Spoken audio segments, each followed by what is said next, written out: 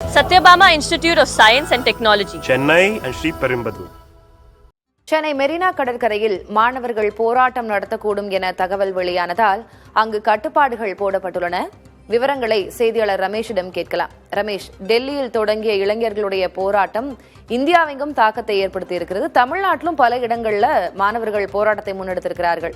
மெரினால என்ன நிலை? அது போன்ற தகவல்கள் இருக்கிறதா? எந்த மாதிரியான முன்னெச்சரிக்கை நடவடிக்கைகள் எடுக்கப்பட்டிருக்கு?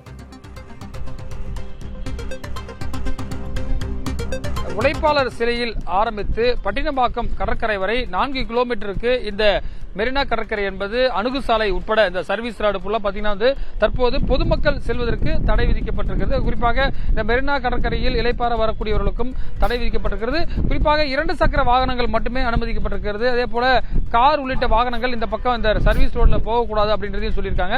ஏற்கனவே 2017 ஒரு ஜல்லிக்கட்டுக்கு எதிராக ஒரு மிகப்பெரிய ஒரு போராட்டம் நடைபெற்று பெரிய அளவில் தேசிய அளவில் முக்கியத்துவம் பெற்ற நிலையில் அதுபோன்று எதுவும் மாணவர்கள் வந்துவிடக்கூடாது என்பதற்காக போலீஸ் முன்னெச்சரிக்கை நடவடிக்கை எடுத்திருக்காங்க. குறிப்பாக 2 துணை காவல் ஆணையர்கள், குறிப்பாக ட்ரிபிளிகேன் டிசி அதே போல மயிலாப்பூர் டிசி ஆகியோர் இந்த ரோமிங்கில் இருக்கிறது நம்மளால பார்க்க முடிகிறது. நீங்க பார்க்கலாம், நம்ம விசுவல்ஸ்ல விஜய் காட்டுறாரு. அதாவது பாத்தீங்கன்னா ஜானகிராமன் பட்டினப்பாக்கம் இன்ஸ்பெக்டர் தலைமையில இங்க வரக்கூடியவர்கள் இந்த பேரிகேட் இதை பாத்தீங்கன்னா மாநில கல்லூரி வெளியிலிருந்து வரக்கூடியவர்கள் இந்த சபை வழியே வரக்கூடியவர்களை தடுத்து அப்படியே திரும்பி செல்ல சொல்லக்கூடியதையும் நம்மளால பார்க்க முடிகிறது. அதே போல இந்த கடற்கரை ஒட்டிய பகுதியில் தான் முதலமைச்சர் தன்னுடைய இல்லத்திற்கு வந்து செல்லக்கூடிய ஒரு முக்கியமான பகுதியாகவும் இருக்கிறது. அதே போல முக்கியமான 3 கல்லூரிகள் இருக்கின்றன. ஒன்று ராணிமேரி கல்லூரி, மாநில கல்லூரி, மெட்ராஸ் யூனிவர்சிட்டியோட கேம்பஸ் இங்க இருக்கிறது. எனவே இதையெல்லாம் மாணவர்கள் திடீரென்று ஆர்ப்பாட்டத்தில் ஈடுபட்டால் அது வந்து போலீசாருக்கு சிக்கலை ஏற்படுத்தும் என்பதால் இது போன்ற ஒரு முன்னெச்சரிக்கை நடவடிக்கை ஏற்பட்டதாக சொல்லப்பட்டிருக்கிறது. இந்த சூழல் என்பது தொடரும் எனவும் அங்காங்கே பேரிகார்டுகள் அமைத்து இந்த தடுப்பு வேலைகள் அமைத்து மாணவர்கள் உள்ளே வராத அளவிற்கும் அதே போல பொதுமக்கள் செல்வதற்கும் அதே போல வியாபாரிகள் செல்வதற்கும் தடை விதிக்கப்பட்டிருக்கின்றது. திலகவதி, விவரங்களுக்கு நன்றி Ramesh.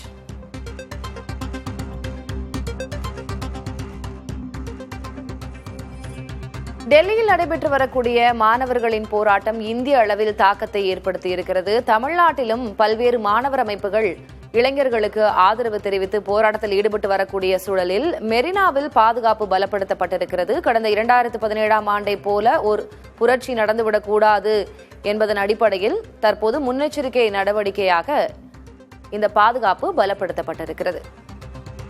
Satyabama Institute of Science and Technology, Chennai and Sri Perumbudur.